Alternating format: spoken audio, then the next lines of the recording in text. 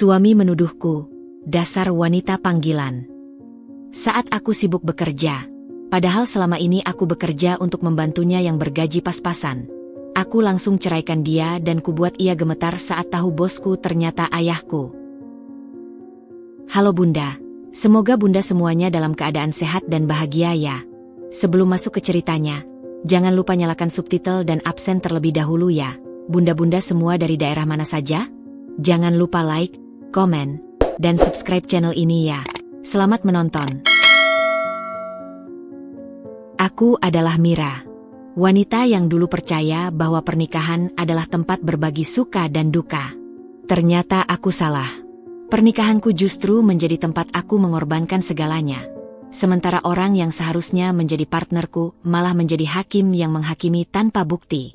Aku menikah dengan Mas Jojo 4 tahun lalu. Waktu itu, ia adalah pria yang tampak bertanggung jawab. Ia datang ke rumah dengan membawa bunga dan senyum yang meyakinkan mamaku bahwa ia akan menjaga putri semata wayangnya. Mamaku yang saat itu sudah mulai sakit-sakitan hanya mengangguk lemah. Asal dia baik sama kamu, nak, pesan mamaku. Dan aku percaya. Setelah menikah, aku pindah ke rumah kontrakan sederhana di pinggiran Jakarta. Mas Jojo bekerja sebagai staf administrasi di sebuah perusahaan kecil dengan gaji yang, maaf, hanya cukup untuk bensin dan rokoknya. Aku tidak masalah. Aku bukan tipe wanita materialistis. Aku punya pekerjaan sebagai manajer keuangan di sebuah perusahaan holding besar. Gajiku berkali-kali lipat dari pendapatannya, tapi aku tak pernah mengungkitnya. Aku takut melukai egonya. Aku yang membayar uang muka rumah kami. Aku yang mencicil KPR setiap bulan. Aku yang membayar listrik, air, internet, bahkan belanja bulanan. Aku yang membiayai sekolah adiknya Mas Jojo yang masih duduk di bangku SMP. Aku yang membayar biaya berobat ibunya yang setiap bulan bolak-balik rumah sakit karena penyakit kencing manisnya. Aku melakukan semua itu dengan senyum. Karena bagiku, itulah arti keluarga. Berkorban untuk orang-orang yang kita cintai.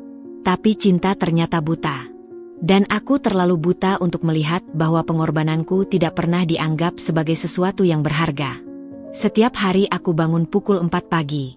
Aku menyiapkan sarapan untuk Mas Jojo, menyetrika pakaian kerjanya, dan memastikan semua kebutuhannya tersedia sebelum aku berangkat kerja.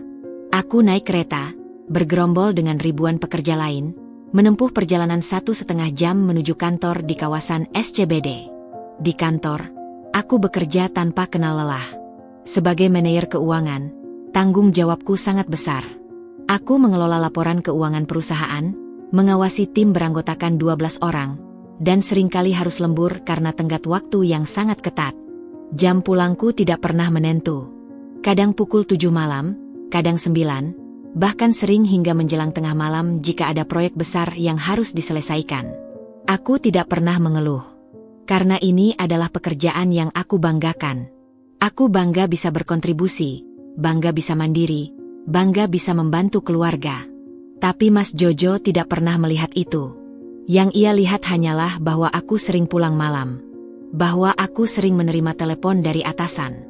Bahwa aku sering membuka laptop di rumah setelah lelah seharian bekerja. Ia tidak pernah bertanya, "Kamu capek, Mi?" Atau, "Aku masakin makan ya?" Tidak pernah. Yang ada hanyalah cemberut, diam membisu, atau ledakan amarah yang tiba-tiba.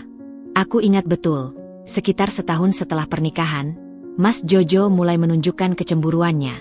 Awalnya hanya komentar kecil. "Kok pulang malam lagi?" Atau, "Siapa yang telepon kamu jam segini?"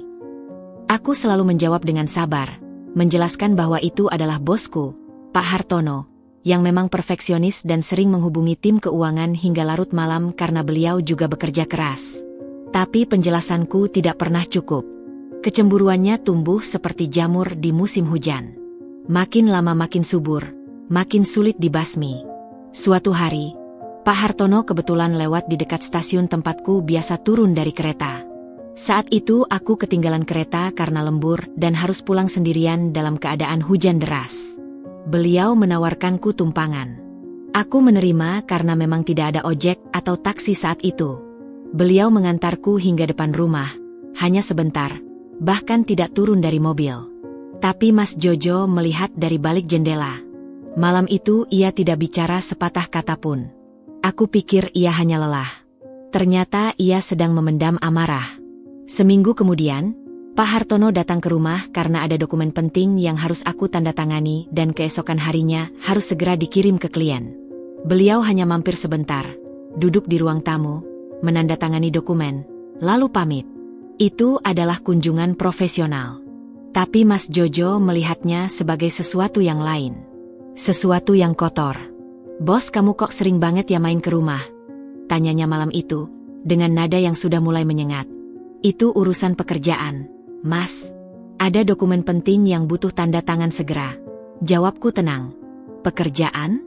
Tengah malam?" "Mas, jam 8 malam itu belum tengah malam." Ia hanya mendengus. Aku memilih untuk tidak memperpanjang debat. Aku sudah terlalu lelah. Tapi puncaknya datang pada malam yang tak akan pernah bisa aku lupakan. Malam yang mengubah segalanya. Saat itu aku sedang menyelesaikan laporan tahunan yang harus dipresentasikan ke Dewan Direksi besok pagi. Laptopku menyala.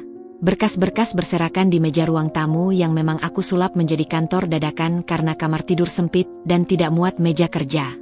Aku sudah bekerja sejak pukul 8 malam setelah pulang dari kantor dan menyiapkan makan malam untuk Mas Jojo. Sekarang jam menunjukkan pukul 11 lewat. Mas Jojo keluar dari kamar tidur. Wajahnya merah, matanya sembab. Aku tahu ia sudah minum-minum. Akhir-akhir ini ia sering pulang membawa botol minuman keras.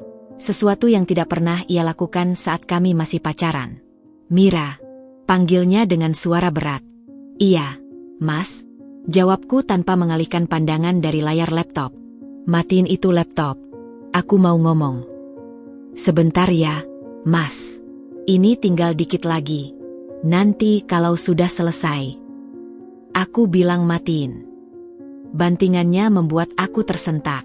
Aku menoleh, melihat matanya yang merah menyala. Dadaku berdebar tak karuan. Aku menutup laptop perlahan. "Ada apa, Mas?"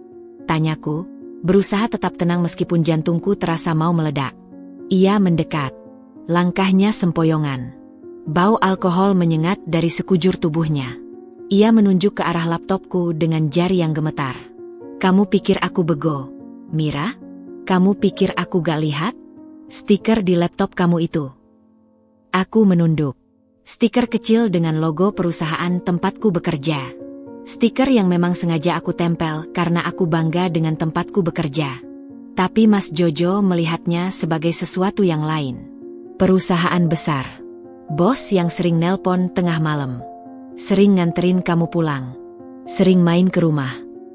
Ia mendesis. "Kamu pikir aku gak tahu apa yang sebenarnya terjadi?" Aku menggeleng. "Mas, tidak ada yang terjadi. Aku bekerja dengan profesional. Bosku orang baik, beliau juga sudah berkeluarga." "Berkeluarga?" Mas Jojo tertawa keras, suaranya pecah. "Justru yang kayak gitu paling bejat. Atasan berkeluarga yang suka sama anak buahnya. Kamu tuh gak lihat berita? Atau kamu memang sengaja pura-pura gak tahu?" Aku merasa darahku mendidih. "Mas Jojo, tolong jangan bicara seperti itu. Aku tidak pernah." "Diam." Ia melangkah lebih dekat. Sekarang jarak kami hanya 1 langkah. Aku bisa melihat bulu matanya yang panjang. Bulu mata yang dulu membuatku jatuh cinta, kini tampak menakutkan. "Kamu sibuk kerja siang malam, pulang larut, dandan menor, pakai baju ketat. Terus aku disuruh percaya kalau kamu cuma kerja?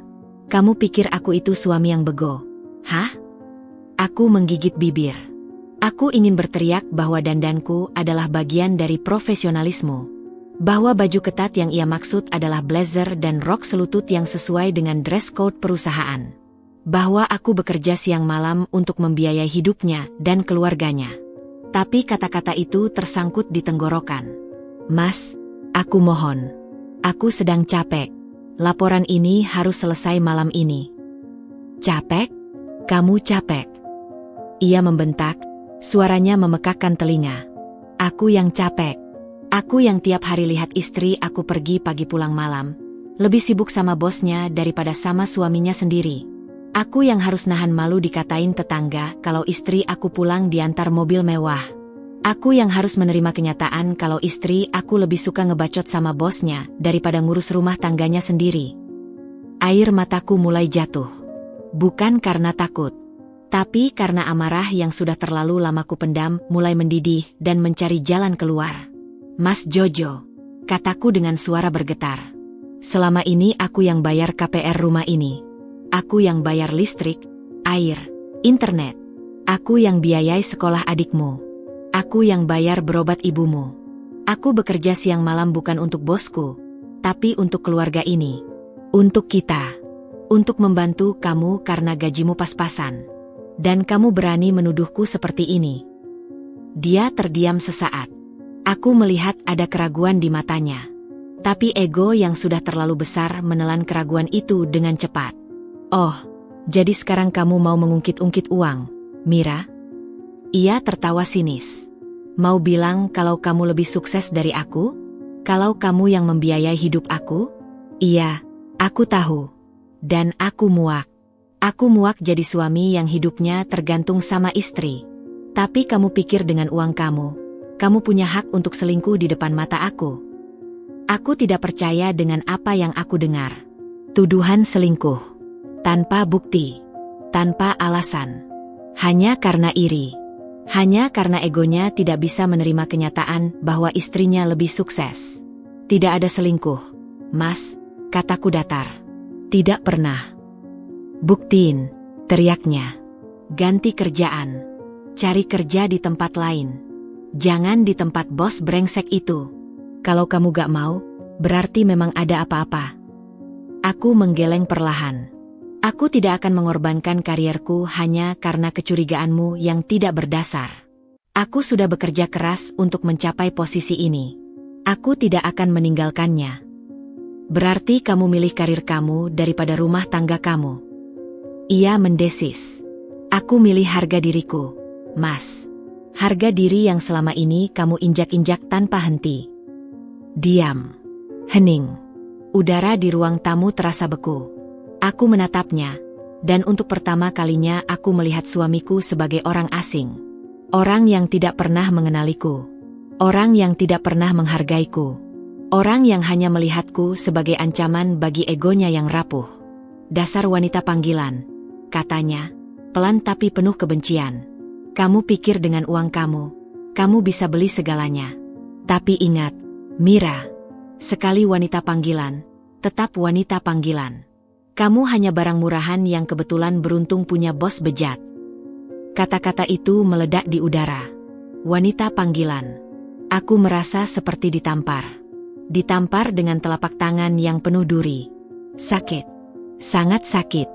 Tapi di balik rasa sakit itu, ada sesuatu yang lain. Sesuatu yang sudah lama terpendam.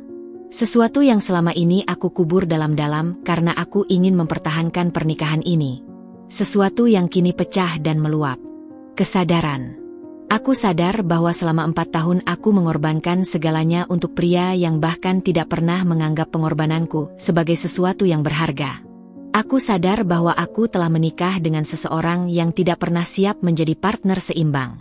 Aku sadar bahwa aku pantas mendapatkan lebih dari ini. Aku berdiri. Tanganku tidak gemetar. Suaraku tidak bergetar. Aku menatap matanya. Lurus, tanpa rasa takut. Oke, Mas Jojo.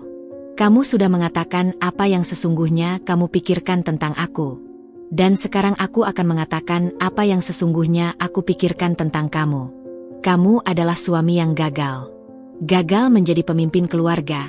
Gagal menjadi partner yang menghargai. Gagal menjadi laki-laki sejati yang bisa menerima kenyataan bahwa istrinya lebih sukses. Kamu lebih memilih menghina daripada berterima kasih. Kamu lebih memilih menuduh daripada mendukung. Wajahnya berubah pucat. Mungkin ia tidak menduga aku akan melawan. Aku ceraikan kamu, Mas Jojo. Malam ini juga. Aku berbalik, berjalan menuju kamar tidur, mengambil tasku yang sudah siap siaga sejak lama, seolah hatiku sudah tahu ini akan terjadi. Aku mengeluarkan kunci rumah dari gantungannya, meletakkannya di meja, dan melangkah menuju pintu. Mira, Mira, jangan ngaco. Mira, teriaknya dari belakang, suaranya panik. Aku tidak menoleh. Aku membuka pintu, melangkah keluar, dan membiarkan pintu itu tertutup di belakangku. Hujan masih deras. Tapi aku tidak merasa dingin. Aku merasa bebas. Di dalam mobil taksi yang aku panggil, aku menangis. Bukan karena sedih kehilangan suamiku, tapi karena lega. Lega karena akhirnya aku berhenti mempertahankan sesuatu yang tidak pernah pantas untuk dipertahankan. Aku, Mira, kini memulai hidup baru. Tanpa beban, tanpa fitnah, tanpa pria yang menjulukiku, wanita panggilan, setelah aku memberikan segalanya untuknya. Malam itu adalah malam terpanjang dalam hidupku. Bukan karena aku terjebak dalam kesedihan yang mendalam, tetapi karena aku terjebak dalam pusaran amarah yang membara. Setelah aku melangkah keluar dari rumah yang selama 4 tahun aku anggap sebagai istanaku sendiri, aku duduk di dalam taksi dengan tubuh gemetar. Bukan karena kedinginan meskipun hujan deras mengguyur kaca mobil. Aku gemetar karena amarah yang selama ini kupendam akhirnya meledak tanpa kendali. Sopir taksi itu sesekali menatapku melalui kaca spion. Mungkin ia melihat seorang wanita dengan makeup luntur terkena air mata, duduk membisu di kursi belakang dengan tangan menggenggam erat tas selempangnya. Ia mungkin mengira aku korban pemerkosaan atau perampokan. Tapi tidak. Aku adalah korban dari sesuatu yang lebih kejam. Fitnah dari orang yang seharusnya menjadi pelindungku. Bu, mau kemana? Tanya sopir taksi dengan suara hati-hati. Aku terdiam. Kemana? Aku tidak punya tempat tinggal selain rumah yang baru saja aku tinggalkan. Rumah kontrakan ibuku sudah lama kosong sejak beliau meninggal 2 tahun lalu. Apartemen peninggalan mamaku? Ah, ya. Apartemen itu. Aku menyewakannya kepada seorang teman kantor karena aku pikir tidak akan pernah membutuhkannya lagi. Aku pikir pernikahanku akan langgeng. Aku pikir Mas Jojo adalah pria yang akan menemaniku hingga tua. Betapa naifnya aku. Apartemen Green Park, Pak. Jalan Rasuna Said. Jawabku akhirnya. Teman kantorku, Sari, pasti akan terkejut melihatku datang tengah malam seperti ini. Tapi aku tidak peduli. Aku hanya butuh tempat untuk bersandar, tempat untuk memproses apa yang baru saja terjadi, tempat untuk menyusun kembali potongan-potongan hidupku yang berserakan. Sepanjang perjalanan, pikiranku melayang kembali ke ruang tamu yang baru saja kutinggalkan. Aku mengingat wajah Mas Jojo saat ia melontarkan kata-kata itu. Dasar wanita panggilan, 2 kata yang menghancurkan 4 tahun pernikahan. 2 kata yang mengungkapkan apa yang selama ini ia sembunyikan di balik senyum manisnya saat kami masih berpacaran. Aku bertanya-tanya, sejak kapan ia menyimpanku dalam kotak sekotor itu? Apakah sejak pertama kali aku mendapat promosi jabatan? Apakah sejak aku membayar uang muka rumah tanpa memintanya ikut serta? Ataukah sejak ia mulai merasa bahwa dirinya tidak lebih dari sekadar penumpang dalam rumah tangganya sendiri? Yang membuatku semakin sakit hati adalah kenyataan bahwa aku melakukan semua itu dengan niat tulus. Aku tidak pernah berpikir bahwa bantuanku akan dianggap sebagai ancaman. Aku tidak pernah membayangkan bahwa pengorbananku akan dibalas dengan kebencian. Aku hanya ingin membantu suamiku. Aku hanya ingin keluarga kami hidup layak. Ternyata, niat baikku menjadi bumerang yang menghantam kepalaku sendiri. Saat taksi memasuki area apartemen, teleponku bergetar. Layar ponsel menampilkan nama, Mas Jojo, dengan foto kami berdua saat liburan ke Bandung tahun lalu. Aku ingat foto itu. Waktu itu kami masih terlihat bahagia. Ia memelukku dari belakang di tengah kebun teh, dan aku tersenyum lebar. Aku pikir saat itu kami baik-baik saja. Ternyata di balik senyumnya, ada sesuatu yang membusuk. Aku menolak panggilan itu. Lalu panggilan kedua, ketiga, keempat. Setelah panggilan kelima, aku mematikan ponselku. Aku tidak ingin mendengar suaranya. Aku tidak ingin mendengar penyesalan palsu atau amarah yang berbalut ancaman. Malam ini, aku ingin sunyi. Sari membuka pintu apartemen dengan mata masih setengah terpejam. Rambutnya acak-acakan dan ia mengenakan piyama bermotif beruang lucu yang biasa ia kenakan saat tidur. Mira? Jam segini? Tanyanya dengan suara serak. Lalu matanya terbuka lebar saat melihat wajahku yang pucat dan basah. Ya Tuhan, Mira, kamu kenapa? Masuk. Cepat masuk. Ia menarik tanganku dan membawaku masuk. Apartemen ini terasa asing tapi juga terasa seperti rumah. Dulu aku tinggal di sini bersama mamaku sebelum beliau meninggal. Setiap sudut ruangan menyimpan kenangan tentang ibuku yang selalu tersenyum meskipun sakitnya sudah parah. Mamaku selalu bilang, "Nak, jangan pernah menggantungkan kebahagiaanmu pada laki-laki. Cintailah mereka, tapi jangan pernah kehilangan dirimu sendiri." Aku mengabaikan nasihat itu, dan sekarang aku menuai akibatnya. Mira, kamu basah kuyup. Sari berlari mengambil handuk dan selimut. Apa yang terjadi? Jojo di mana? Dia melakukan sesuatu padamu. Aku menggeleng. Secara fisik, Mas Jojo tidak pernah menyakitiku. Yang ia lakukan justru lebih kejam dari pukulan fisik. Ia membunuh harga diriku dengan kata-kata. Dia bilang aku, wanita panggilan. Sar, bisikku, dan air mataku kembali mengalir. Sari membeku. Tangannya yang sedang merapikan selimut berhenti bergerak. Ia menatapku dengan mata membelalak. Apa? Dia bilang aku wanita panggilan.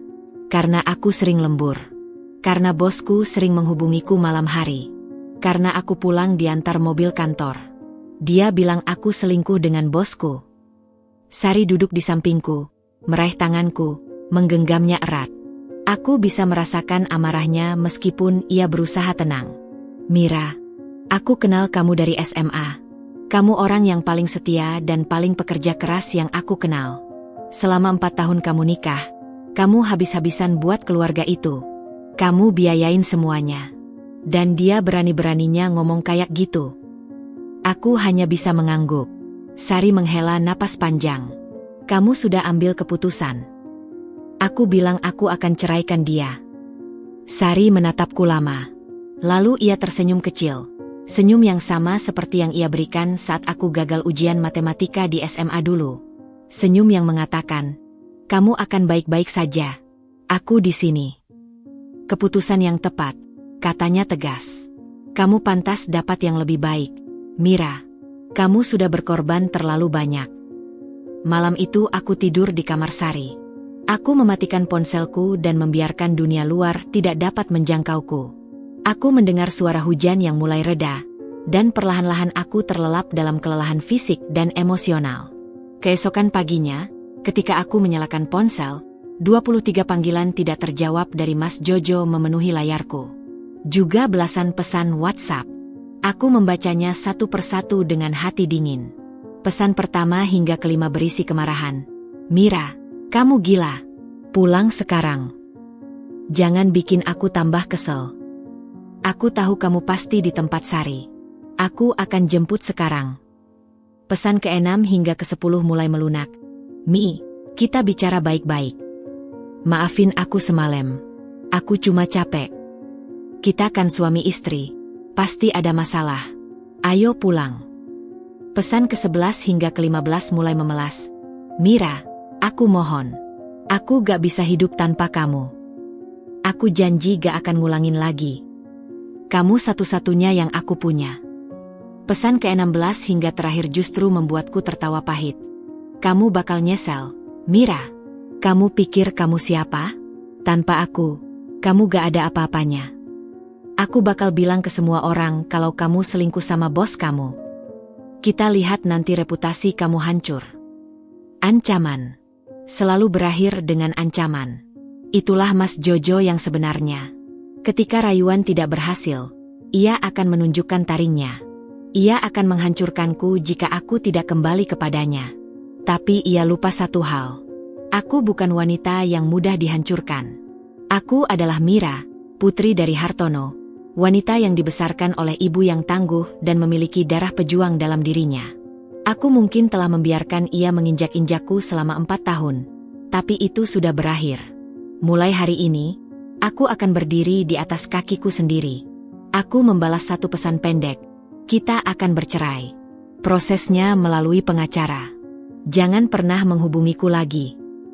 Lalu aku memblokir nomornya. Setelah sarapan sederhana bersama Sari, aku mengontak sahabatku yang lain, Maya, yang kebetulan adalah seorang pengacara keluarga. Aku sudah memutuskan. Aku tidak akan menunggu dan berharap Mas Jojo berubah.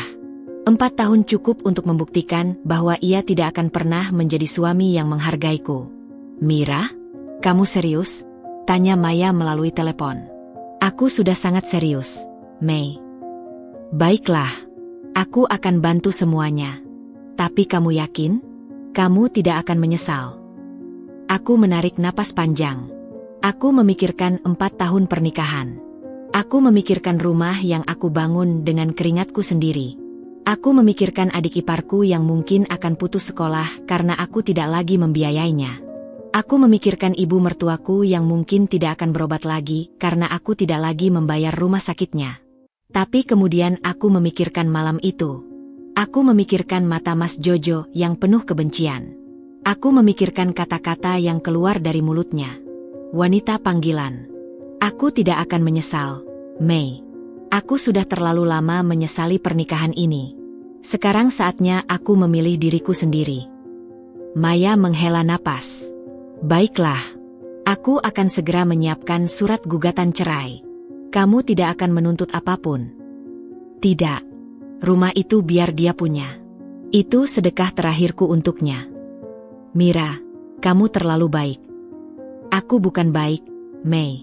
Aku hanya lelah. Dan aku ingin segalanya selesai secepat mungkin. Setelah telepon ditutup, aku berdiri di balkon apartemen. Matahari pagi mulai menyinari Jakarta. Di bawah sana, mobil-mobil mulai memadati jalan. Manusia-manusia sibuk memulai rutinitas mereka. Dan aku, Mira, akan memulai hidup baruku. Aku teringat pada mamaku. Beliau selalu bilang, jangan pernah takut memulai dari awal, nak. Karena awal yang baru adalah kesempatan untuk memperbaiki kesalahan lama. Aku tersenyum.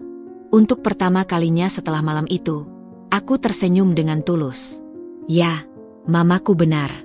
Aku akan memulai dari awal. Aku akan membangun hidupku kembali. Aku akan membuktikan bahwa aku bukan wanita panggilan. Aku adalah wanita pejuang. Dan suatu hari nanti, Mas Jojo akan tahu betapa besar kesalahannya. Tapi untuk hari ini, aku hanya akan fokus pada satu hal, menyembuhkan diriku sendiri. 3 hari setelah malam itu, aku sudah duduk di kantor Maya, sahabatku yang juga pengacara keluarga. Ruangannya rapi dengan tumpukan berkas di meja dan sertifikat-sertifikat penghargaan yang tergantung di dinding. Maya menyuguhiku segelas air putih, lalu duduk di depanku dengan tatapan serius yang jarang aku lihat dari wajahnya yang biasanya ceria. Mira, aku sudah menyiapkan surat gugatan cerainya, katanya sambil membuka map biru di hadapanku. Tapi sebelum kamu menandatangani ini, aku ingin memastikan sekali lagi. Apakah kamu benar-benar yakin? Aku menatap lembaran-lembaran kertas itu. Di dalamnya tertulis akhir dari 4 tahun pernikahanku. 4 tahun yang aku pikir akan berlangsung selamanya. Tapi sekarang, melihatnya dalam bentuk hitam di atas kertas, aku merasa bukan kesedihan yang muncul, melainkan kelegaan. Aku yakin, Mei, jawabku tegas. Maya menghela napas. Baiklah, tapi kamu tahu kan, proses ini tidak akan mudah.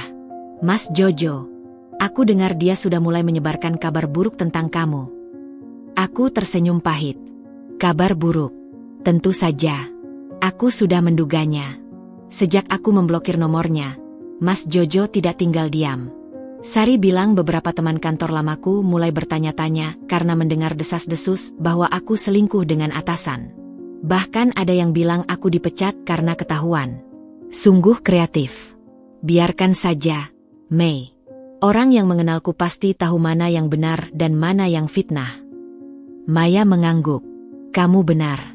Tapi ada satu hal yang perlu kamu tahu. Mas Jojo mengirim pesan ke kantorku kemarin. Dia bilang dia tidak akan menandatangani surat perceraian. Dia mengancam akan memperkarakan ini dan menyebutkan perselingkuhan sebagai alasan perceraian. Dadaku terasa sesak. Perselingkuhan. Kata yang sama yang ia tuduhkan malam itu. Ia benar-benar ingin menghancurkan reputasiku. Dia tidak punya bukti, Mei, karena memang tidak ada yang terjadi. Aku tahu, Mira, tapi prosesnya bisa panjang dan melelahkan. apakah kamu siap? Aku menatap mata Maya. Sahabatku sejak SMA ini selalu ada untukku di saat-saat tersulit. Ia tahu perjuanganku, tahu pengorbananku, tahu bahwa aku adalah wanita yang setia pada suami dan pekerjaanku. Aku siap, kataku. Aku tidak takut dengan proses hukum, karena aku tidak bersalah. Tapi satu hal, Mei, aku tidak ingin menuntut apapun. Rumah itu, mobil itu, semua harta bersama biar dia yang punya.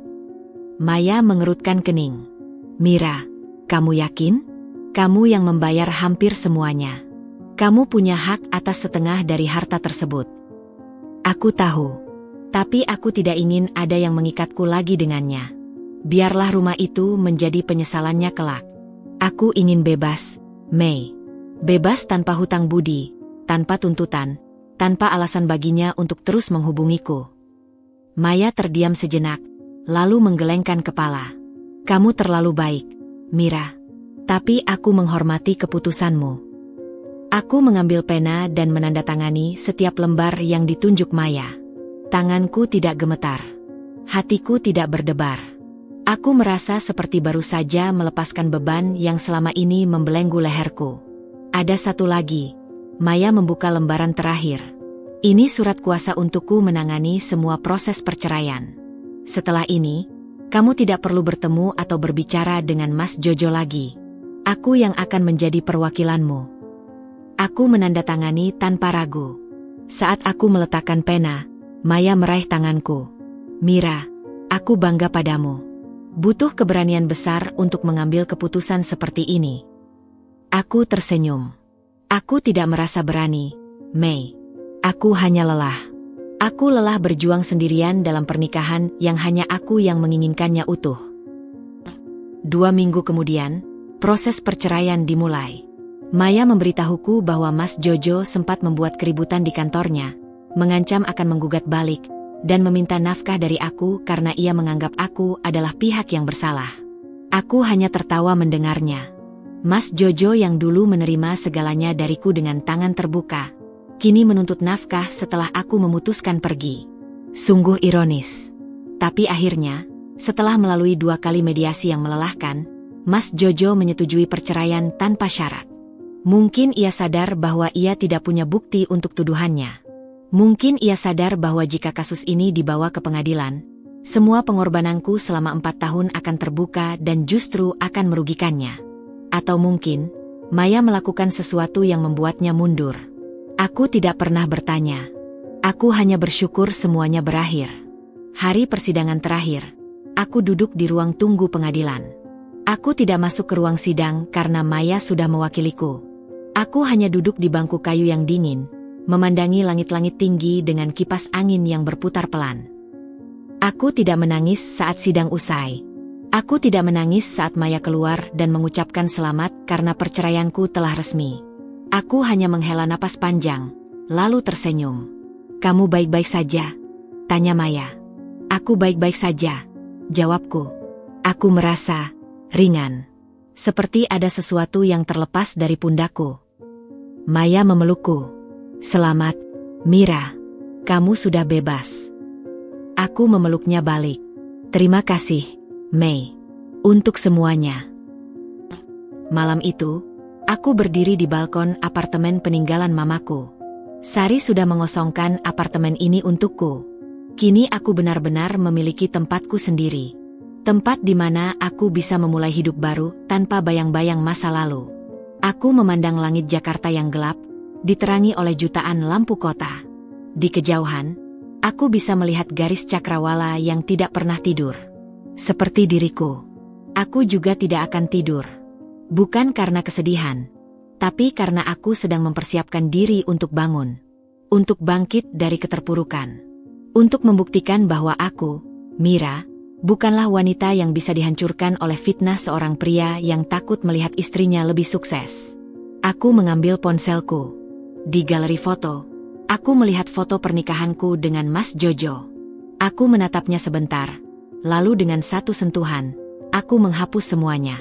Setiap foto, setiap kenangan, setiap sisa-sisa masa lalu yang tidak pantas lagi mengganggu masa depanku. Aku bukan lagi istri Mas Jojo. Aku adalah Mira.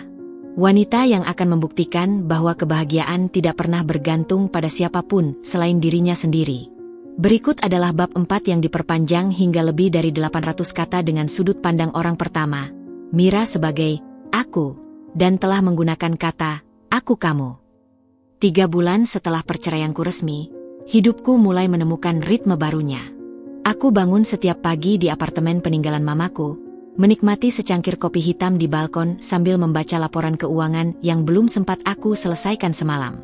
Tak ada lagi suara cemberut, tak ada lagi tatapan curiga, tak ada lagi beban psikologis yang membebani setiap langkahku. Hanya aku, pekerjaanku, dan kebebasan yang selama ini aku rindukan. Kantorku kini menjadi tempatku berlindung. Bukan karena aku tak punya tempat lain, tapi karena di sanalah aku merasa dihargai. Atasan-atasanku melihat kemampuanku, bukan sekadar penampilanku. Rekan-rekanku menghormati profesionalismu, bukan menggosipkan kehidupan pribadiku. Di sana, aku adalah Mira, manajer keuangan yang kompeten, bukan Mira, istri yang dituduh selingkuh. 1 bulan setelah perceraian, Pak Hartono, bosku, memanggilku ke ruangannya. Awalnya aku agak cemas. Apakah desas-desus yang disebarkan Mas Jojo sudah sampai ke telinganya? Apakah aku akan dimintai keterangan? Atau lebih buruk lagi, apakah aku akan dipecat karena nama baik perusahaan? Mira, duduk, katanya dengan suara hangat yang selalu membuatku tenang. Pak Hartono adalah pemimpin yang tegas tapi adil. Aku selalu mengagumi caranya memimpin perusahaan besar ini tanpa kehilangan sentuhan manusiawi. Aku duduk di kursi di hadapannya, mencoba membaca ekspresi wajahnya. Beliau tersenyum kecil, seolah mengetahui kegelisahanku. Aku dengar kamu sudah bercerai, katanya langsung. Aku mengangguk pelan. Iya, Pak. Sudah 3 bulan lalu. Maaf aku baru mengucapkan sekarang. Aku tidak ingin ikut campur dalam urusan pribadimu. Tapi aku ingin kamu tahu bahwa aku sangat menghargai dedikasi dan kerja kerasmu selama ini. Apalagi di masa-masa sulit seperti itu, kamu tetap bisa mempertahankan performa kerjamu dengan baik. Aku tersenyum. Pujian dari Pak Hartono selalu terasa tulus. Terima kasih, Pak. Pekerjaan adalah prioritas utama saya. Beliau mengangguk, lalu membuka map di hadapannya. Itu sebabnya aku memanggilmu hari ini. Ada proyek besar yang akan kita kerjakan dalam 6 bulan ke depan. Aku butuh seseorang yang bisa memimpin tim keuangan untuk proyek ini. Seseorang yang kompeten, bertanggung jawab, dan tidak mudah goyah. Aku pikir kamu adalah orang yang tepat. Dadaku berdebar. Proyek besar biasanya berarti promosi. Promosi berarti tantangan baru, tanggung jawab lebih besar, dan tentu saja, pengakuan atas kemampuanku. Proyek apa, Pak? Tanyaku berusaha tenang. Aku tidak bisa memberitahu detailnya sekarang. Tapi ini menyangkut ekspansi perusahaan ke luar negeri. Kita akan bekerja sama dengan beberapa investor asing. Aku ingin kamu memimpin presentasi keuangan di hadapan mereka 3 bulan lagi. Aku hampir tidak percaya dengan apa yang aku dengar. Presentasi di hadapan investor asing? Itu adalah tugas yang biasanya diberikan kepada direktur keuangan, bukan manajer seperti aku. Pak, apakah saya tidak terlalu junior untuk tugas sebesar ini? Tanyaku jujur. Pak Hartono tertawa kecil. Mira, aku sudah mengamati caramu bekerja selama 3 tahun terakhir. Kamu tidak pernah terlambat, kamu selalu teliti, kamu mampu bekerja di bawah tekanan, dan yang terpenting, kamu jujur. Aku tidak peduli dengan gelar atau masa kerja. Aku peduli pada kemampuan. Dan kamu memilikinya. Air mataku hampir jatuh. Tapi aku menahannya. Ini bukan saatnya menangis. Ini saatnya membuktikan bahwa kepercayaan yang diberikan padaku tidak sia-sia. Terima kasih, Pak. Saya tidak akan mengecewakan Bapak. 6 bulan berikutnya adalah masa tersibuk dalam hidupku. Aku bekerja dari pagi hingga larut malam, mempelajari seluk-beluk proyek ekspansi, menyusun laporan keuangan yang detail, berkoordinasi dengan tim hukum dan tim pemasaran, serta mempersiapkan diri untuk presentasi di hadapan investor asing. Tapi aku tidak merasa lelah. Justru aku merasa hidup. Setiap hari aku belajar hal baru. Setiap hari aku bertemu orang-orang hebat yang membagikan ilmunya padaku. Setiap hari aku semakin yakin bahwa keputusan untuk keluar dari pernikahan yang toksik adalah keputusan terbaik dalam hidupku. Sari dan Maya sesekali mengirim pesan menanyakan kabarku. Mereka khawatir aku bekerja terlalu keras. Tapi aku selalu menjawab bahwa aku baik-baik saja. Aku lebih dari baik-baik saja. Aku sedang berkembang. Kamu yakin tidak butuh liburan? Tanya Sari suatu hari saat kami bertemu untuk makan siang. Nanti setelah proyek ini selesai, jawabku sambil menyantap salad. Mira, kamu dulu kalau diajak makan siang selalu buru-buru pulang karena harus masak untuk Mas Jojo. Sekarang kamu bisa santai seperti ini. Aku senang melihatmu. Aku tersenyum. Ya, Sari benar. Dulu aku selalu terburu-buru. Aku selalu mengejar waktu agar bisa pulang dan melayani suamiku. Sekarang, waktuku adalah milikku sendiri. 3 bulan kemudian, hari presentasi pun tiba. Aku berdiri di depan ruang rapat utama, mengenakan blazer krem favoritku, rambutku diikat rapi. Di dalam ruangan itu ada Pak Hartono, jajaran direksi, dan 3 investor asing dari Singapura dan Jepang. Aku menarik napas dalam-dalam. Aku teringat pada mamaku. Beliau selalu bilang, "Mira, kamu hebat. Jangan pernah lupa itu." Aku melangkah masuk. Presentasi berlangsung selama 2 jam. Aku menjelaskan proyeksi keuangan, analisis risiko, strategi investasi, dan potensi keuntungan. Investor asing itu mengajukan pertanyaan-pertanyaan sulit, tapi aku bisa menjawab semuanya dengan tenang dan percaya diri. Saat presentasi selesai, aku melihat Pak Hartono tersenyum bangga. Investor dari Singapura itu berdiri dan berjabat tangan denganku. "Impresif, Miss Mira. Kamu adalah manajer keuangan paling kompeten yang pernah aku temui," katanya dalam bahasa Inggris. Aku tersenyum. "Terima kasih. Itu kehormatan bagi saya." Seusai rapat, Pak Hartono memanggilku ke ruangannya. Kali ini, beliau tidak duduk di balik meja. Beliau berdiri di dekat jendela, memandangi pemandangan Jakarta dari lantai 30. "Mira," katanya tanpa menoleh. "Kamu tahu, anakku seumuran denganmu." Aku mengerjap. Pak Hartono jarang membicarakan kehidupan pribadinya. Yang aku tahu beliau adalah seorang duda dengan 1 orang anak. Tapi tidak lebih dari itu. "Saya tidak tahu, Pak." Beliau berbalik. Matanya menatapku dengan kehangatan yang aneh. Dia wanita. Pintar, pekerja keras, dan mandiri. Mirip denganmu. Aku tersenyum sopan. "Anak Bapak pasti hebat, Pak." "Dia hebat," Pak Hartono mengangguk. "Tapi dia juga punya masa lalu yang sulit. Pernikahannya gagal karena suaminya tidak bisa menerima bahwa dia lebih sukses." Aku terdiam. Ada sesuatu yang aneh dengan cara beliau berbicara. Seolah beliau sedang berbicara tentangku. "Pak, aku memberanikan diri. Maaf jika saya lancang, tapi apakah Bapak sengaja memilih saya untuk proyek ini karena Bapak tahu tentang masa lalu saya?" Pak Hartono tersenyum. Bukan senyum bos kepada bawahan, tapi senyum yang lebih dalam. Senyum yang terasa personal. "Mira, aku mengamati caramu bekerja sejak hari pertama kamu masuk ke perusahaan ini. Aku melihat potensimu, aku melihat kegigihanmu, dan aku melihat luka yang kamu sembunyikan di balik senyummu. Aku tidak sengaja memilihmu karena masa lalumu. Aku memilihmu karena kamu pantas. Tapi aku tidak bisa memungkiri bahwa ada alasan lain yang lebih personal." Aku menahan napas. Jantungku berdebar kencang. Pak Hartono berjalan ke mejanya, mengambil sebuah bingkai foto yang selama ini selalu menghiasi mejanya. Aku tidak pernah memperhatikan foto itu dengan saksama. Tapi kali ini, beliau menyerahkannya padaku. Di dalam bingkai itu ada foto seorang wanita muda dengan gaun wisuda, tersenyum lebar. Rambutnya hitam panjang, matanya bulat dan bersinar. Dia berdiri di samping seorang pria parubaya yang tidak lain adalah Pak Hartono sendiri. Aku membeku. Wanita di foto itu adalah aku. "Ini foto wisudamu, Mira," kata Pak Hartono dengan suara yang tiba-tiba bergetar. Aku datang diam-diam saat itu. Aku tidak bisa mendekatimu karena ibumu tidak mengizinkanku hadir. Tapi aku melihatmu dari kejauhan. Aku sangat bangga. Aku menatap foto itu, lalu menatap Pak Hartono. Semua potongan puzzle mulai terangkai di kepalaku. Perhatian khusus yang selalu beliau berikan padaku. Cara beliau berbicara yang hangat.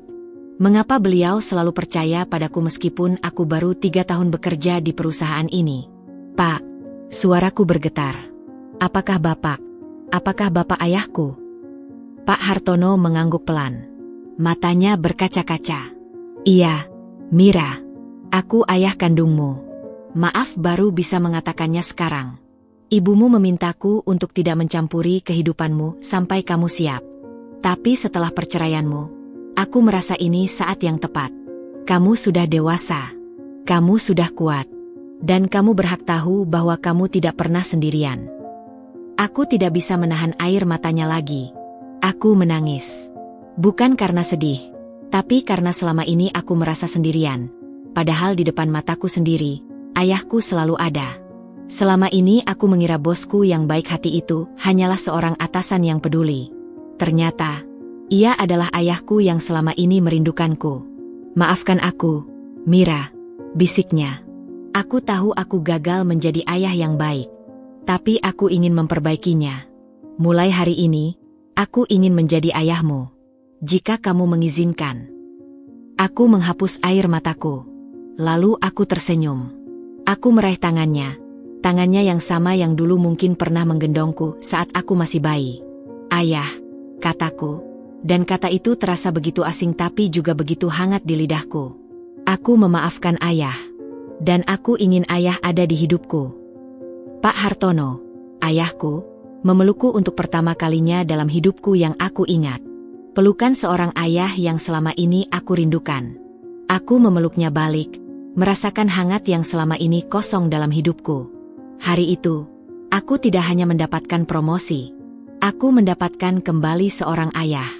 Sementara hidupku bersinar dan aku menemukan kembali sosok ayah yang selama ini hilang, kehidupan Mas Jojo perlahan-lahan runtuh. Aku tidak sengaja mencari tahu kabarnya. Aku sudah memblokir nomornya, menghapus semua kontak keluarganya, dan berusaha melupakan bahwa dia pernah menjadi bagian dari hidupku. Tapi dunia ini kecil, dan kabar selalu punya cara sendiri untuk sampai ke telingaku.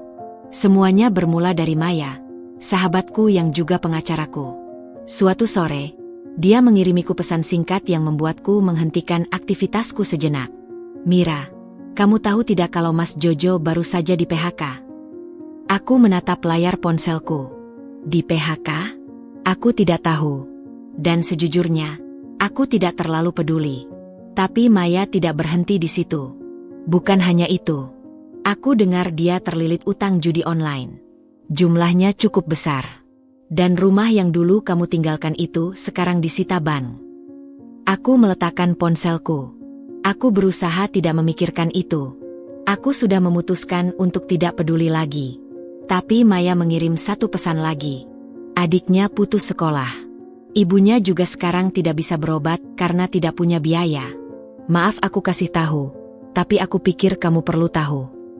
Aku menarik napas panjang. Aku tidak peduli pada Mas Jojo. Tapi adiknya yang masih SMP, ibunya yang sakit-sakitan, mereka tidak bersalah. Mereka tidak pernah menuduhku sebagai wanita panggilan. Mereka hanya keluarga yang kebetulan memiliki anak dan saudara yang sombong. Tapi aku menggeleng. Aku tidak bisa kembali. Bukan karena aku tega, tapi karena jika aku kembali membantu mereka, Mas Jojo akan merasa berhak lagi. Ia akan kembali bergantung padaku, dan siklus toksik itu akan terulang. Aku sudah belajar dari masa lalu. Membantu orang yang tidak pernah menghargai bantuan hanya akan membuat mereka semakin tidak menghargai. Beberapa minggu kemudian, aku mendengar lebih banyak kabar tentang kehancuran Mas Jojo. Sari, teman sekantorku, bercerita bahwa adik iparku dulu sempat menghubunginya dengan nomor tidak dikenal. Anak itu menangis dan meminta bantuan karena Mas Jojo sering pulang dalam keadaan mabuk dan marah-marah. Rumah yang dulu aku tinggali sudah tidak nyaman. Listrik sering padam karena tidak dibayar. Air bersih juga sulit.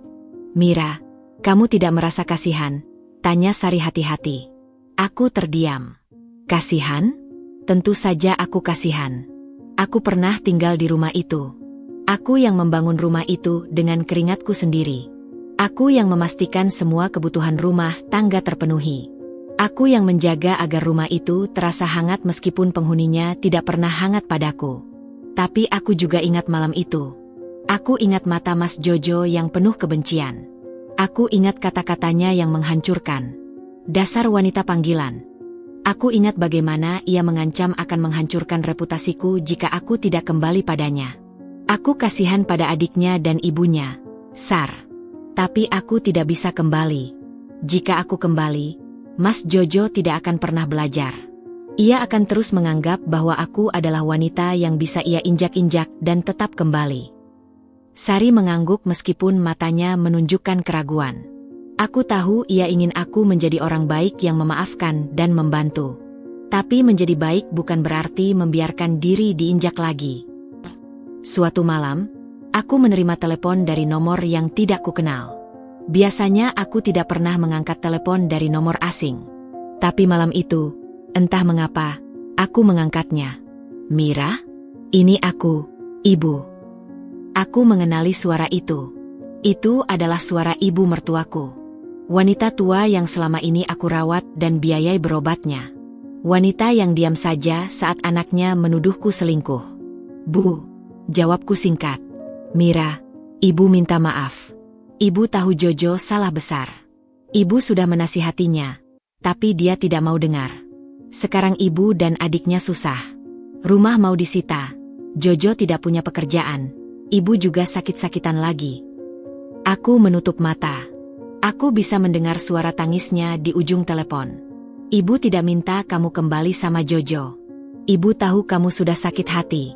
Tapi ibu mohon, bantu adiknya, Mira. Dia masih sekolah. Dia tidak tahu apa-apa. Dia hanya korban dari kakaknya yang sombong. Air mataku jatuh. Aku tidak bisa menahan tangisku. Bukan karena aku masih mencintai Mas Jojo. Tapi karena aku mengenal anak itu. Aku yang membelikan seragamnya saat naik ke SMP. Aku yang mengajarinya matematika setiap malam. Aku yang hadir di setiap pertemuan orang tua murid karena Mas Jojo selalu sibuk dengan alasan yang tidak jelas. Bu, aku akan pikirkan, kataku akhirnya. Aku menutup telepon dan menangis. Aku marah pada Mas Jojo karena telah menghancurkan keluarganya sendiri. Aku marah karena ia terlalu sombong untuk mengakui kesalahannya. Aku marah karena ia membiarkan adiknya dan ibunya menanggung akibat dari perbuatannya. Malam itu, aku menelepon Maya. Aku memintanya untuk mengurus biaya sekolah adik Mas Jojo secara anonim.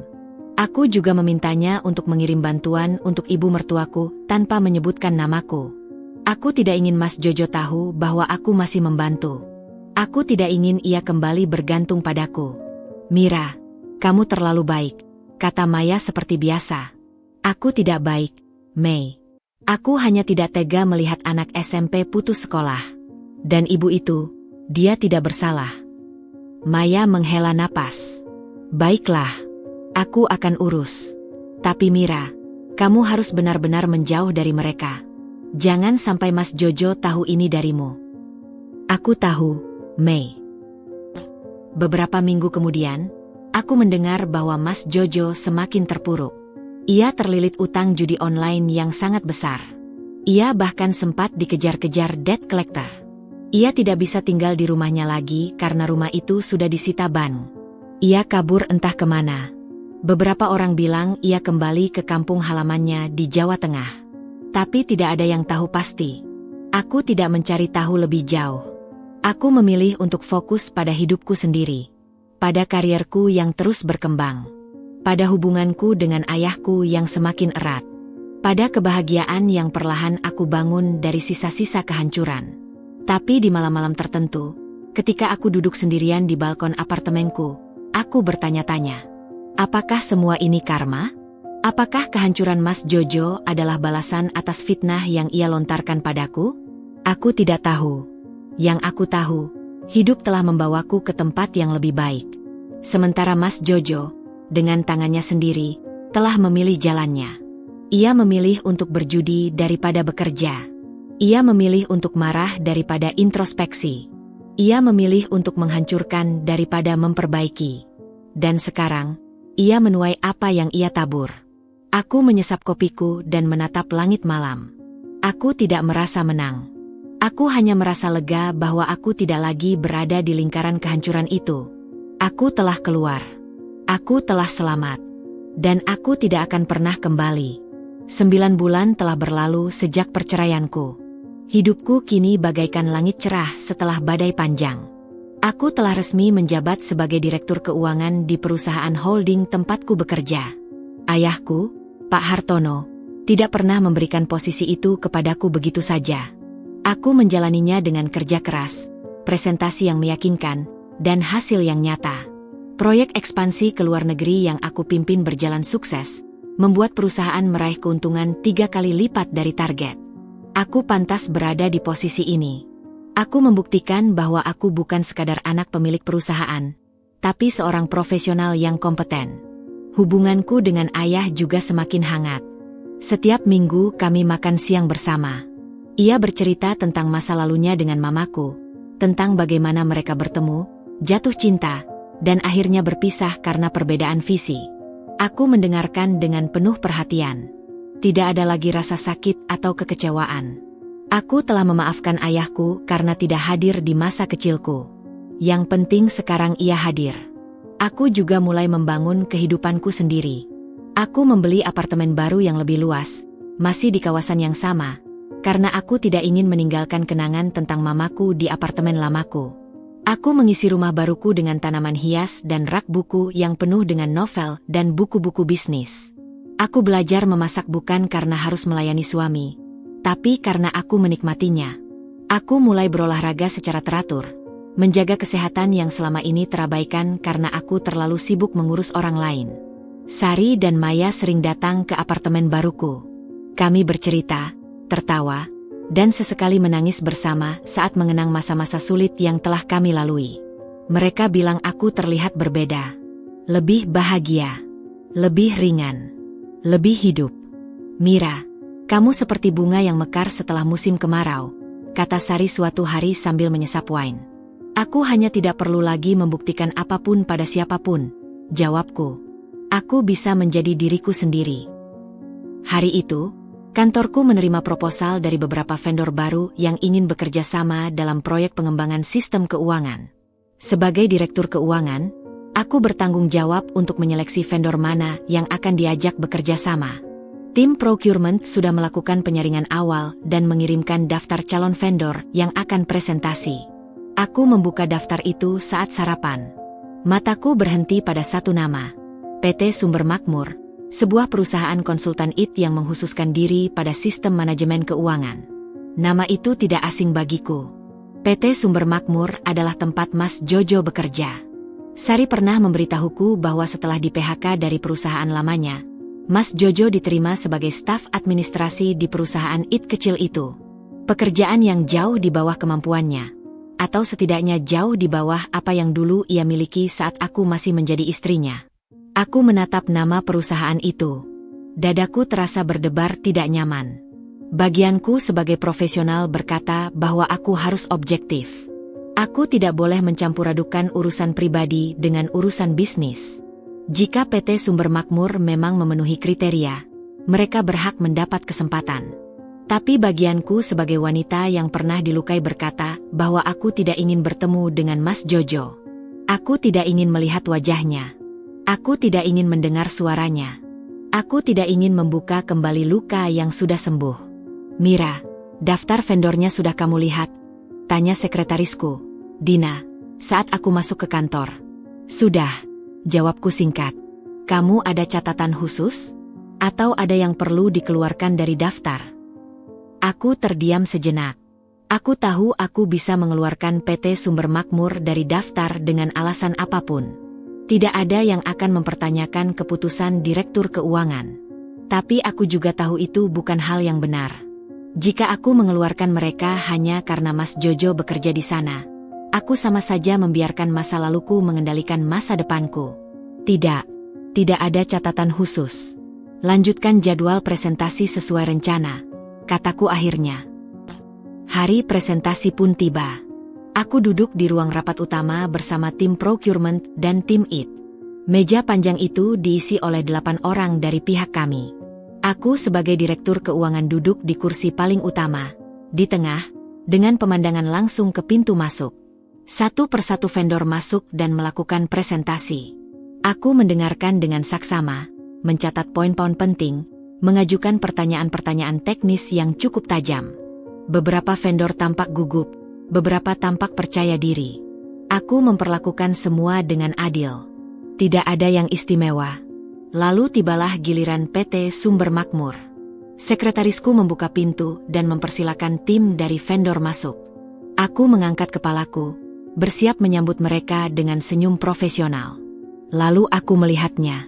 Mas Jojo berdiri di antara 3 orang lain yang aku yakini adalah koleganya. Ia mengenakan jas hitam yang sedikit kebesaran di bagian bahu. Mungkin jas pinjaman atau bekas. Kemeja putihnya tampak sedikit kusut di bagian kerah. Rambutnya yang dulu selalu rapi sekarang terlihat tidak teratur, dengan beberapa helai rambut putih yang mulai muncul di pelipis. Wajahnya pucat dan tampak lebih tua dari usianya yang baru 35 tahun. Matanya sayu, dengan lingkaran hitam di bawahnya yang menandakan banyak malam tanpa tidur. Ia membawa map biru di tangan kirinya. Aku mengenali map itu. Warnanya sama dengan map yang dulu ia gunakan saat masih menjadi staf administrasi di perusahaan lamanya. Mungkin itu satu-satunya map yang ia miliki. Aku melihat matanya menangkap sosokku. Awalnya ia tidak langsung mengenali. Mungkin karena aku sudah berubah. Rambutku yang dulu panjang sebahu kini lebih pendek dan lebih stylish. Aku mengenakan blazer krem mahal yang baru aku beli saat perjalanan bisnis ke Singapura. Aku duduk di kursi yang jelas menunjukkan bahwa aku adalah orang paling penting di ruangan ini. Lalu wajahnya berubah. Dari kaku menjadi pucat.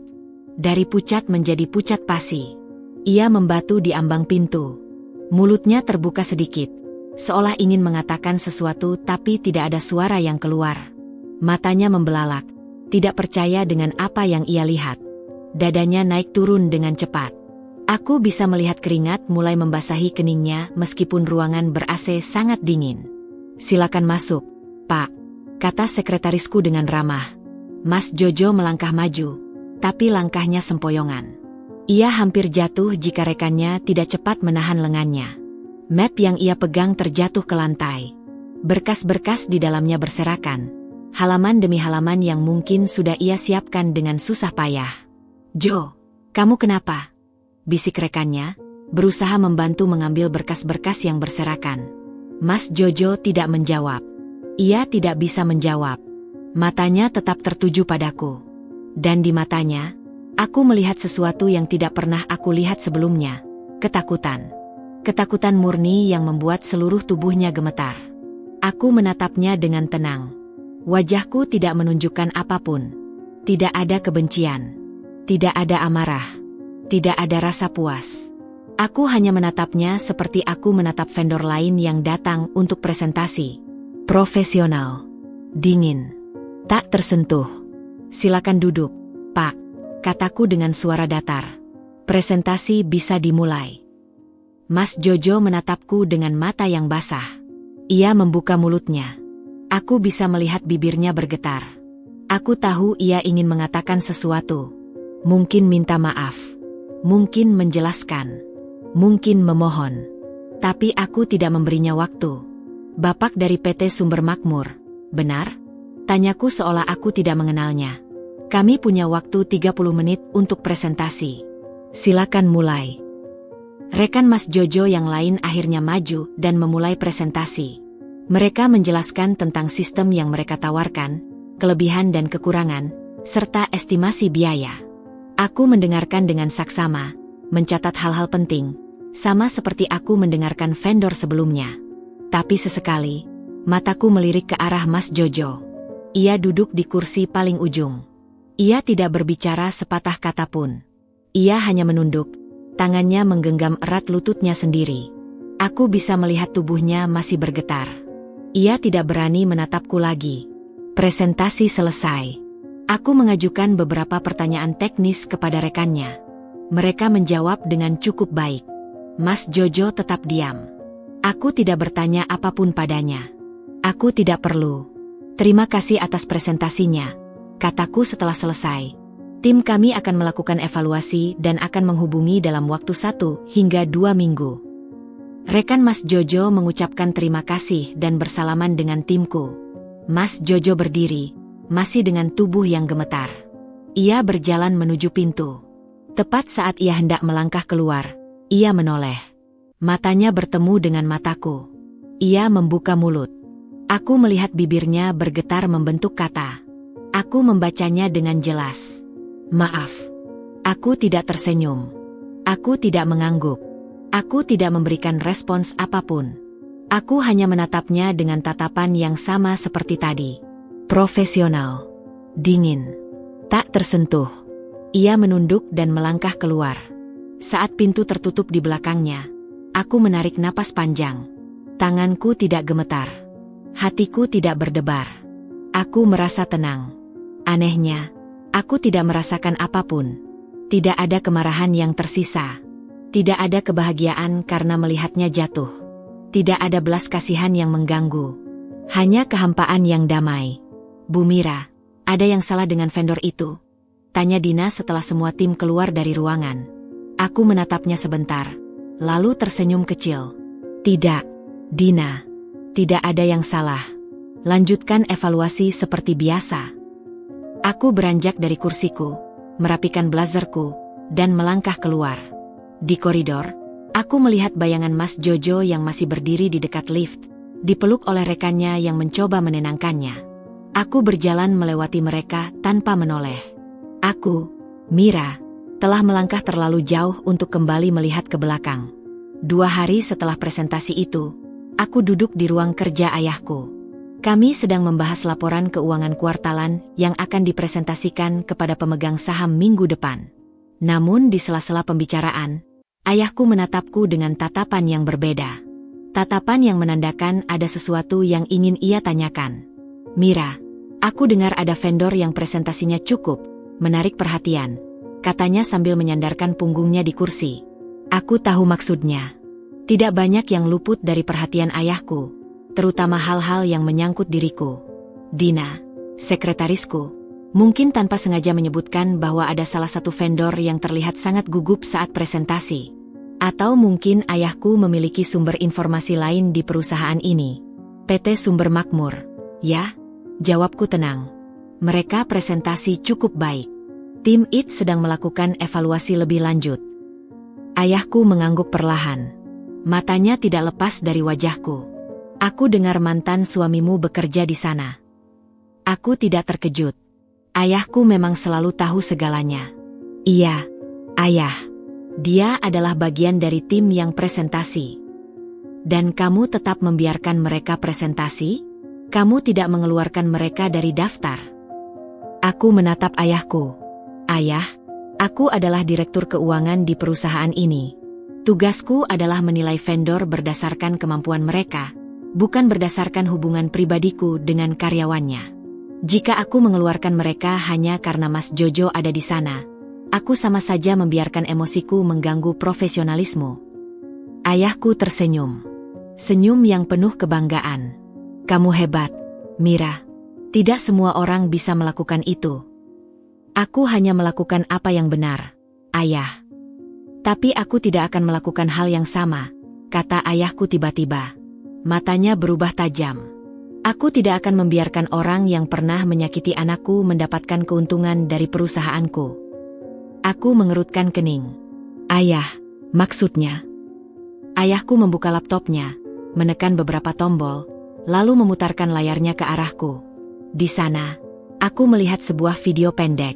Video itu diambil dari kamera pengawas di ruang rapat saat hari presentasi. Aku melihat diriku duduk di kursi utama, dan di sisi lain, Mas Jojo yang pucat dan gemetar. Aku sudah melihat video ini, kata ayahku dingin. Aku melihat mantan suamimu. Aku melihat bagaimana ia memperlakukanmu dulu. Dan aku tidak akan membiarkan orang seperti itu memiliki kesempatan untuk bekerja sama dengan perusahaan kita. Ayah, kita tidak bisa memutuskan kerjasama hanya karena alasan pribadi. Jika PT Sumber Makmur memang memenuhi kriteria. Mereka tidak akan memenuhi kriteria, potong ayahku tegas. Aku terdiam. Ada nada dalam suara ayahku yang belum pernah aku dengar sebelumnya. Nada yang dingin dan penuh perhitungan. Nada seorang CEO yang terbiasa menghancurkan kompetitornya. Ayah sudah melakukan pengecekan, lanjut ayahku. PT Sumber Makmur adalah perusahaan kecil dengan modal terbatas. Mereka tidak memiliki kapasitas untuk menangani proyek sebesar ini. Sistem yang mereka tawarkan sudah ketinggalan zaman. Tim teknis mereka hanya terdiri dari 3 orang. Semuanya fresh graduate tanpa pengalaman. Mereka tidak akan lolos seleksi tim IT. Aku hanya mempercepat proses yang sudah pasti. Aku menatap ayahku. Aku tidak tahu apakah ia mengatakan yang sebenarnya atau hanya mencari alasan untuk menghancurkan Mas Jojo. Tapi satu hal yang aku tahu, ayahku adalah pria yang sangat protektif terhadap orang-orang yang ia cintai. Ayah, kataku pelan. Aku tidak ingin balas dendam. Aku sudah memaafkannya.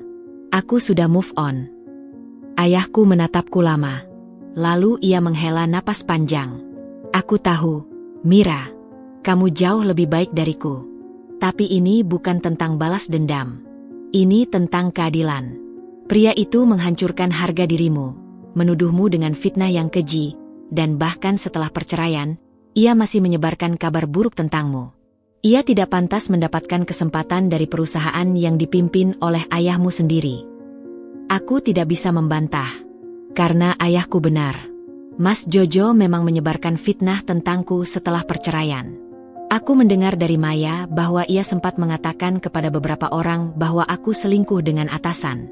Ia bahkan mengatakan bahwa aku dipecat karena ketahuan, padahal aku justru dipromosikan. Aku memilih untuk tidak melayani fitnah itu. Aku membiarkan kenyataan berbicara sendiri. Apa yang akan ayah lakukan? Tanyaku akhirnya.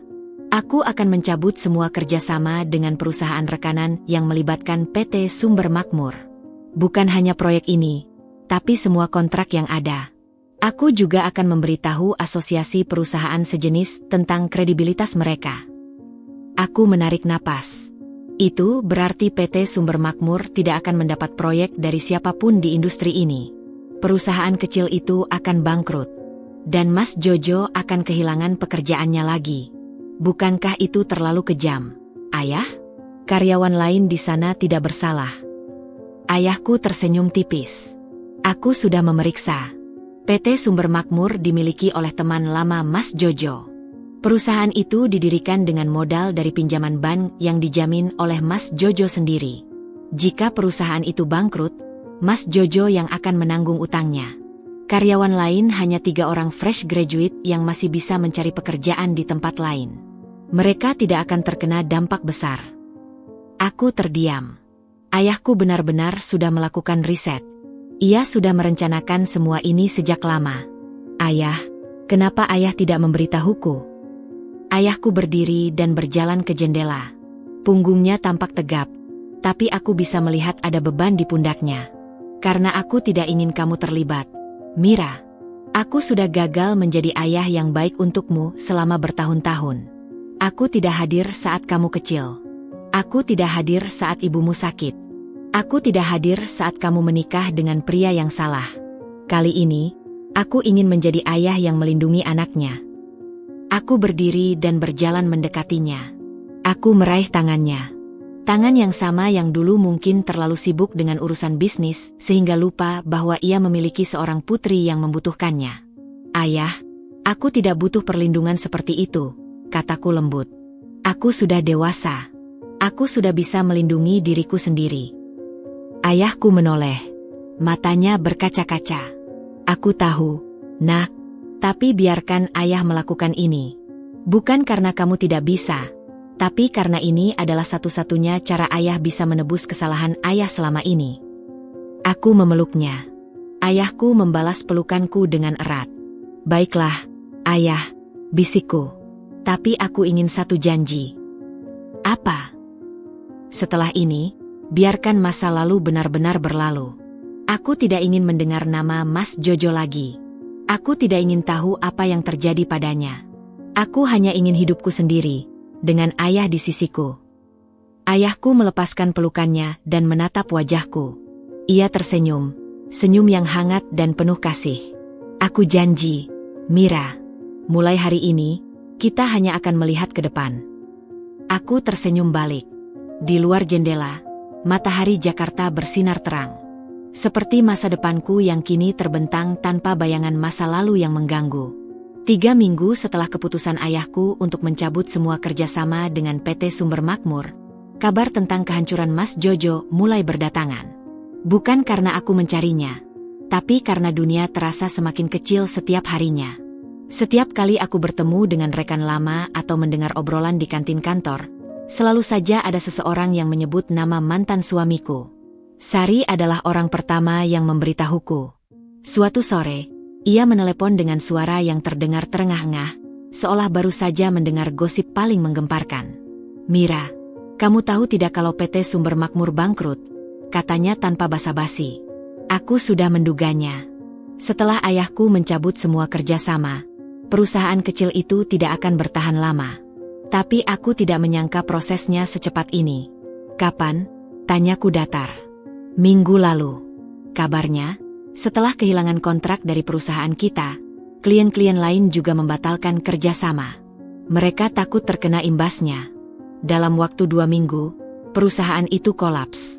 Pemiliknya kabur entah kemana. Dan Mas Jojo, Sari berhenti sejenak, seolah mempertimbangkan apakah ia harus melanjutkan atau tidak. "Mas Jojo kenapa?" tanyaku, berusaha tetap tenang. "Dia sekarang di Jakarta. Tapi bukan di rumah kalian dulu. Rumah itu sudah disita bank 2 bulan lalu. Sekarang dia tinggal di kontrakan kecil di daerah Cilincing. Aku dengar dia bekerja serabutan. Kadang jadi kuli bangunan, kadang jadi tukang ojek. Adiknya, maaf, Mira, adiknya terpaksa putus sekolah. Ibu mertuamu juga sekarang dirawat di rumah sakit umum karena tidak punya biaya untuk berobat di rumah sakit swasta." Aku menutup mata. Aku membayangkan adik Mas Jojo yang dulu setiap hari aku antar jemput sekolah. Anak laki-laki pendiam dengan kacamata tebal itu kini mungkin sedang duduk di rumah kontrakan yang kumuh, tanpa buku pelajaran, tanpa seragam, tanpa masa depan yang jelas. "Mira, kamu masih di situ?" Suara Sari membuyarkan lamunanku. "Aku di sini," jawabku pelan. "Kamu baik-baik saja?" "Aku baik-baik saja, Sar. Aku hanya memikirkan adiknya." Sari menghela napas panjang. "Mira, jangan mulai lagi. Kamu sudah melakukan cukup banyak. Kamu sudah membantu mereka secara anonim selama ini. Kamu tidak punya kewajiban lagi." Aku tahu Sari benar. Aku sudah membantu mereka secara diam-diam selama beberapa bulan terakhir. Maya yang mengurus semuanya agar identitasku tidak terungkap. Tapi mungkin bantuanku tidak cukup. Atau mungkin Mas Jojo terlalu cepat menghancurkan semuanya. Minggu berikutnya, Maya mengirimiku laporan lengkap tentang kondisi Mas Jojo. Ia melakukannya bukan karena aku meminta, tapi karena ia merasa aku berhak tahu sebagai seseorang yang pernah menjadi bagian dari keluarga itu. Laporan itu panjang dan detail. Aku membaca semuanya dengan hati yang berat. Mas Jojo tidak hanya kehilangan pekerjaan dan rumah. Ia juga terlilit utang judi online yang sangat besar. Total utangnya mencapai ratusan juta rupiah. Ia sudah beberapa kali dikejar debt collector. Beberapa kali ia harus pindah kontrakan karena tempat tinggalnya diketahui. Kesehatannya juga mulai menurun. Maya menyebutkan bahwa Mas Jojo sering mengeluh sakit kepala dan nyeri dada, tapi ia tidak punya uang untuk periksa ke dokter. Ibunya yang sakit kencing manis semakin parah karena tidak ada yang mengontrol kesehatannya. Adiknya, si bungsu yang masih SMP, terpaksa putus sekolah dan sekarang bekerja di bengkel sebagai kuli cuci mobil. Aku menutup laporan itu dengan tangan gemetar. Bukan karena aku masih mencintai Mas Jojo, tapi karena aku membayangkan betapa hancurnya keluarga yang dulu aku rawat dengan susah payah. Aku membayangkan betapa iba rasanya menjadi seorang ibu yang sakit dan tidak bisa berobat karena anak sulungnya terlalu sombong untuk mengakui kesalahan. "Mira, kamu tidak boleh merasa bersalah," kata Maya saat kami bertemu beberapa hari kemudian. "Semua ini adalah pilihannya sendiri. Dia yang memilih berjudi. Dia yang memilih menyebarkan fitnah tentangmu. Dia yang memilih membiarkan egonya menghancurkan segalanya." Aku tidak merasa bersalah, Mei. Aku hanya sedih. Sedih melihat betapa cepatnya seseorang bisa menghancurkan hidupnya sendiri hanya karena tidak bisa mengendalikan egonya. Maya mengangguk. Itu memang sedih. Tapi kamu sudah melakukan bagianmu. Kamu sudah membantunya selama 4 tahun. Kamu sudah membayar rumahnya, membiayai keluarganya, memberikan segalanya. Dan dia membalasnya dengan fitnah. Sekarang, biarkan dia merasakan konsekuensinya. Aku tidak menjawab. Di dalam hatiku, aku tahu Maya benar. Tapi di sudut lain hatiku, ada perasaan yang sulit dijelaskan. Bukan cinta. Bukan belas kasihan. Mungkin hanya rasa tidak tega melihat orang lain menderita, meskipun orang itu pernah menyakitiku. Suatu malam, aku tidak bisa tidur. Aku duduk di balkon apartemenku, memandangi lampu-lampu kota Jakarta yang gemerlap.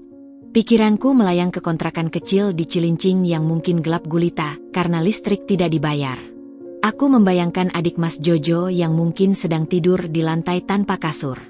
Aku membayangkan ibu mertuaku yang mungkin sedang kesakitan tanpa obat.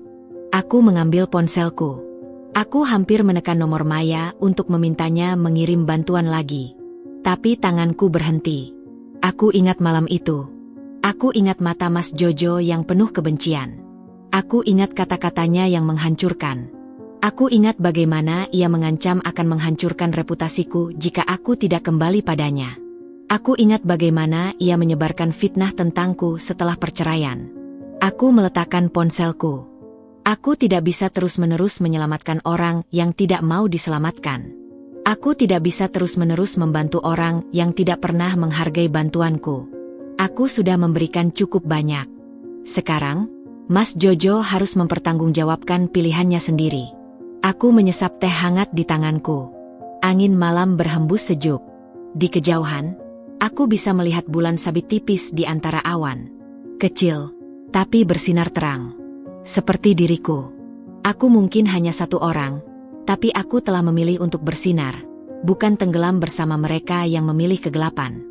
Mas Jojo telah menuai apa yang ia tabur. Ia menabur fitnah, ia menuai kehancuran. Ia menabur kesombongan, ia menuai kesendirian. Ia menabur kebencian, ia menuai penderitaan. Dan aku menabur kebaikan. Dan suatu hari nanti, aku akan menuai kebahagiaan yang pantas aku dapatkan. Aku tersenyum pada bulan sabit itu. Aku sudah tidak marah lagi. Aku sudah tidak sakit hati lagi. Aku hanya lega karena aku tidak lagi menjadi bagian dari lingkaran kehancuran itu. Aku telah keluar. Aku telah selamat. Dan aku tidak akan pernah kembali. 2 tahun telah berlalu sejak perceraianku. 2 tahun sejak aku memutuskan untuk meninggalkan pria yang menuduhku sebagai wanita panggilan. 2 tahun sejak aku memulai hidup baru dari titik nol. Dan kini, aku berdiri di sini, di ruang tamu apartemen baruku, dikelilingi oleh orang-orang yang benar-benar mencintaiku. Hari ini adalah hari pernikahanku dengan Dimas. Dimas adalah pria yang aku temui 8 bulan lalu dalam sebuah konferensi bisnis di Singapura. Ia adalah pengusaha muda yang bergerak di bidang teknologi, mitra bisnis ayahku dalam proyek ekspansi ke luar negeri.